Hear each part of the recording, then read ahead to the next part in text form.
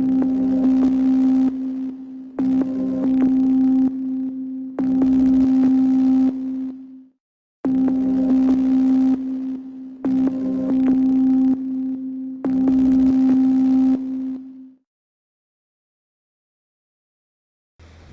good afternoon. Welcome to Enduro 360. I'm your host, Chili White.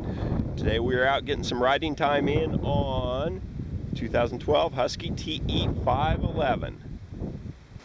Okay, let's do a quick walk around on the Husky.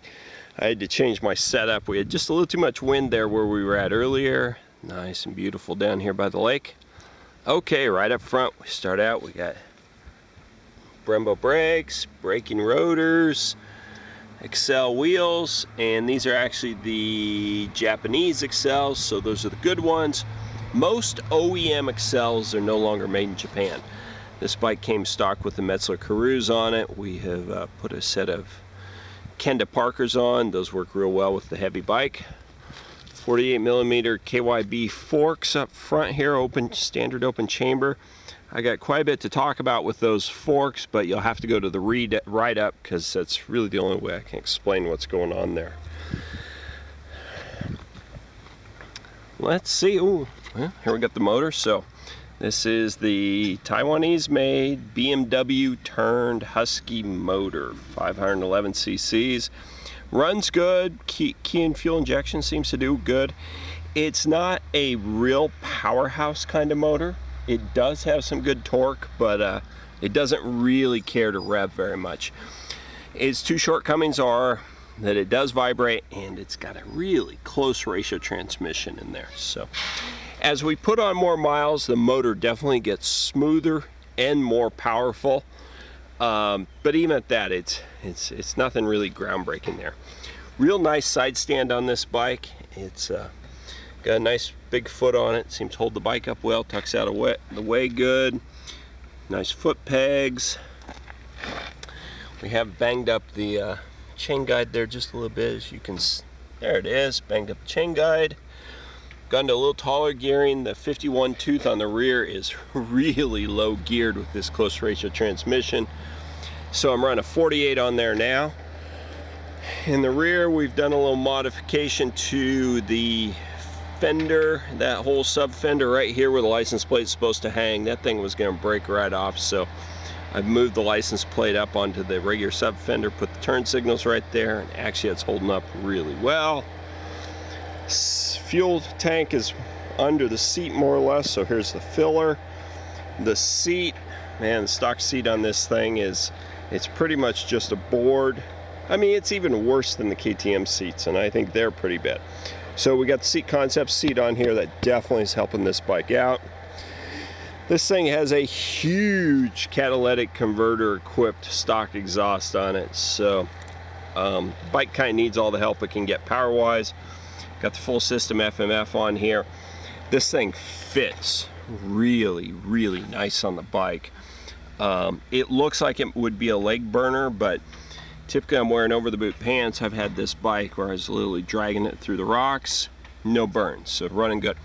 My only disappointment is that FMF has changed the construction style on the Q, and frankly it's quite a bit less sophisticated than it used to be, and it's definitely louder, so I'm not real happy about that.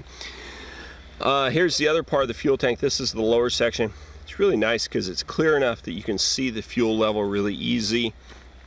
We got the clutch cover hanging out over here.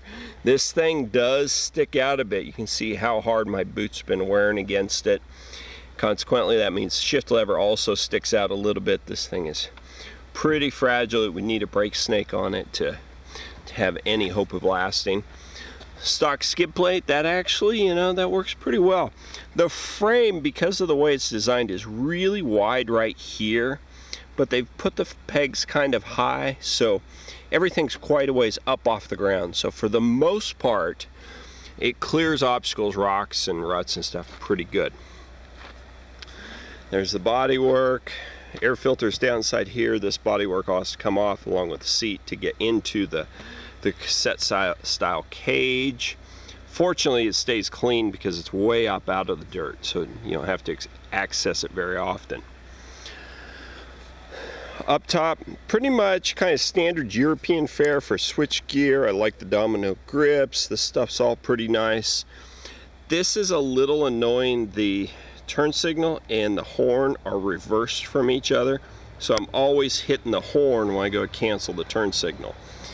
The other annoying thing on this is that these cables sit right in the way of seeing the odometer while you're riding. And it's got these little tiny indicator lights right up here. Again, that stuff is almost impossible to see while you're riding. You literally have to reach up and pull the cables out of the way to get a view of it. Lighting, one of the strong points on this bike. This is definitely the best lights we've had on any dual sport bike so far. Nice bright LED rear, pretty decent front. Turn signals are holding up well, and it's good. Stock handguards. I love that the bike comes with stock handguards. They're a nice mounting system. They're pretty durable. The only thing I don't like is, man, there's just this, you know, everybody's building their handguards shorter these days.